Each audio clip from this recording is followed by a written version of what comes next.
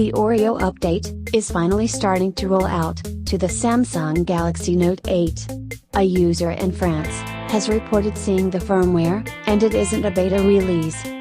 Samsung has officially scheduled the Galaxy Note 8 for March 30th for the 8.0 Oreo update, but it looks like things are happening sooner. The update carries the March security patch level as well as Samsung Experience 9.0.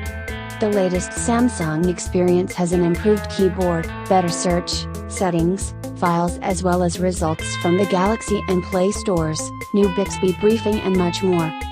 What's your take on this? Do share your views via comment section below.